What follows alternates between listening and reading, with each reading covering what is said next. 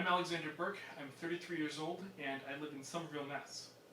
I was first diagnosed with Asperger's syndrome when I was 16. Um, my parents assumed that I had ADHD, but then they noticed that there were some social issues that they couldn't quite explain. Now, when I was first diagnosed with ADD, Asperger's syndrome wasn't quite a diagnosis. So, it wasn't until much later on, around my sophomore year of high school, that they determined that it was specifically Asperger's syndrome. That explained a lot of my social issues, my inability to make friends. So, with this additional knowledge, I was mostly on the right track, but they sort of nudged me down a very precise path.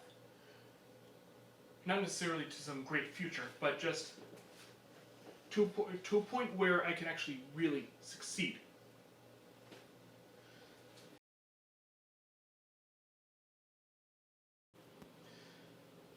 So, another major issue is that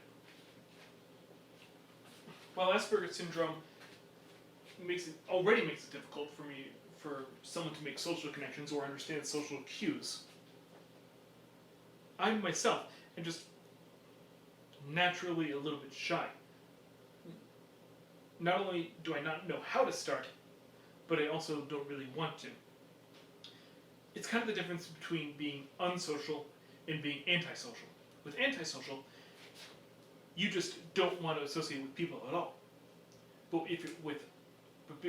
but when you're unsocial, you want to make that connection, but for whatever reason, you just not able to.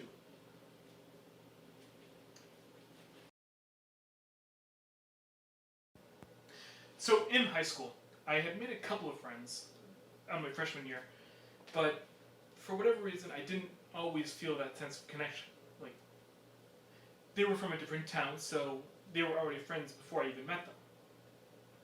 Now, so I always felt a little bit outside. Now, when I went to my college's orientation, it was totally different. Everyone was coming from different parts of the country,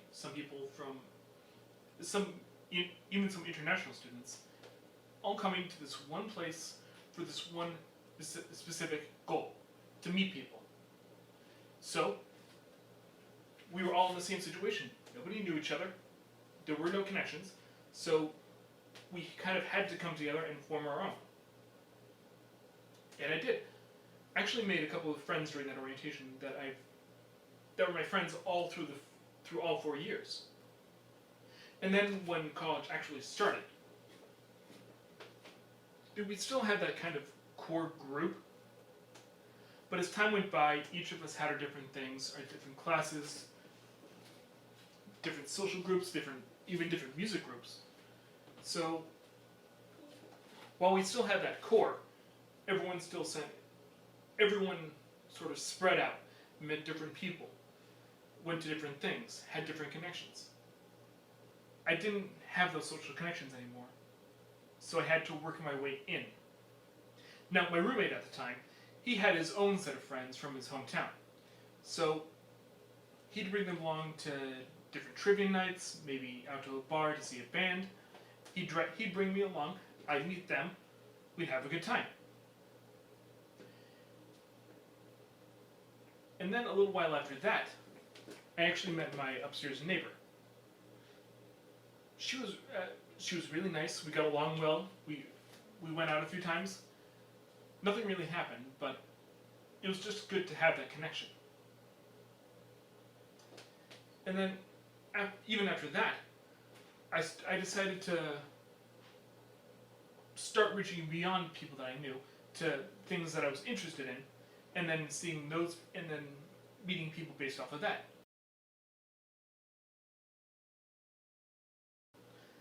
And after college, I fell out of touch with them. I was never very good at keeping touch, so they just kind of drifted off. And when I moved out, about 4 years after I graduated, I was even more alone than before. So I wasn't even back at square one. I was back at square zero. This past summer, I started taking French lessons for the first time in about 10 years. Actually, I met a few people through that. A couple of friends. We'll sort of see how deep those relationships get. But I think it was just a matter of finally realizing that if I wanted to make friends, that they wouldn't necessarily come to me. I had to put myself out there. This was totally different from what I was used to. So, again, I didn't really know where to start. Now I know that not only can I, but I can actually do it well.